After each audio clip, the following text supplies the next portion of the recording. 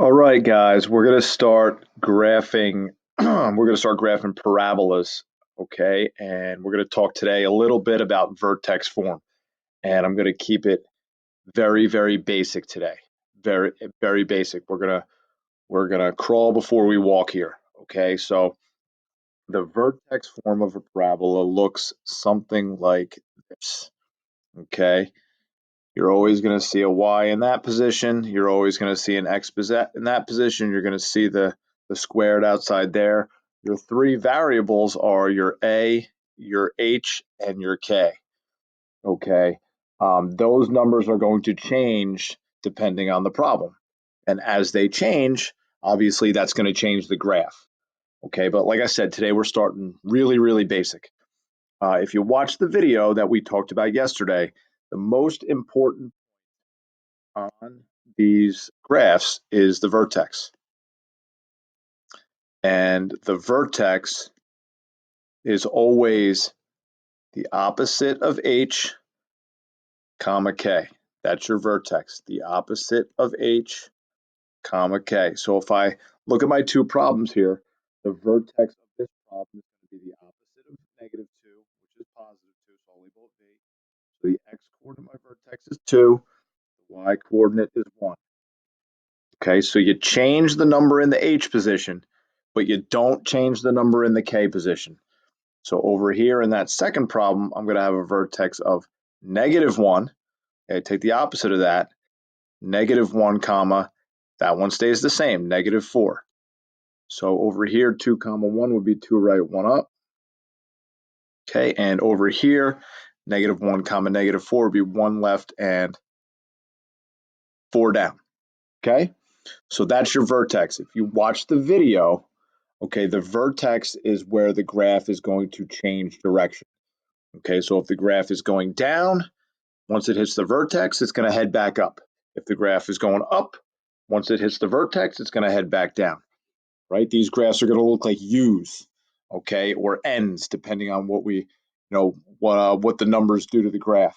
Okay, now the next step here is taking a look at what we're going to call the parent function. Now, today, these are going to be really, really simple.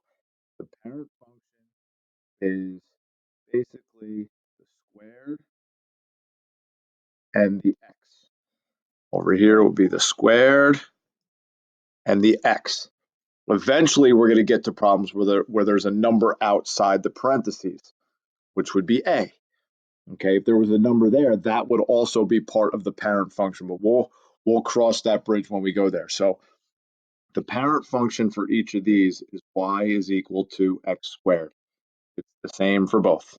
Okay, because you got x to the second, and over here you got x to the second. There's no number in front.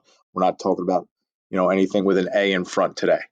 Okay, what you're going to do is you're going to make yourself a little table, and that's going to tell you how to get to other points on your graph.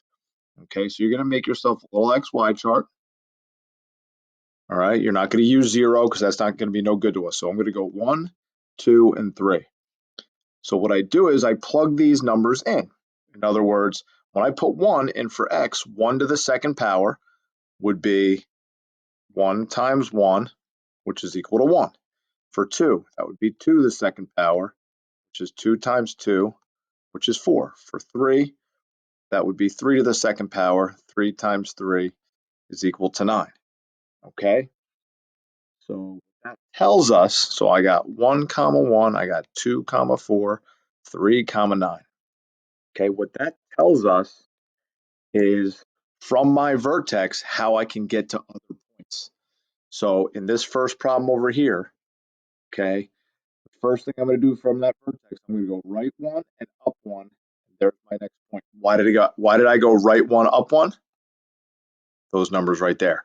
So the second thing I'm going to do is I'm going to go right 2 up 4 from the vertex. I'm going to go back to the vertex. 1, 2, 1, 2, 3, 4.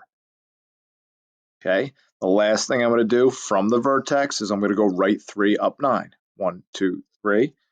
1, 2, 3, 4, 5, 6, 7, 8, 9. Okay. So one side of my U is going to look something like that. Now to find the other side of the U, it's really simple. Okay, if you watch the video, if I was to draw an imaginary line here through the vertex, that is called your axis of symmetry, which basically means, guys, that the graph can be flipped over itself and it's going to land right on the other side. So I can just go point for point and I can flip these over the axis of symmetry. So this is 1 to the right. I can draw 1 to the left right here. And then I'm going to flip this point. This is 2 away from the axis. So it's going to be 2 away on this side. Up here, this is 3 away. So I'm going to have 1 3 away. So there's the second half of my U. Looks like that. Okay.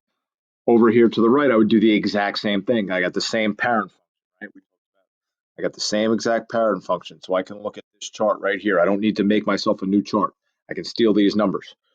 Okay, so I would go right 1, up 1 from the vertex, right 2, up 4 from the vertex, right 3, up 9 from the vertex.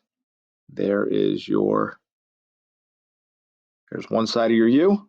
Okay, you got your axis of symmetry going right down the middle. You don't have to draw it if you don't want to, but if you want to give yourself a visual, sometimes giving yourself a visual does help.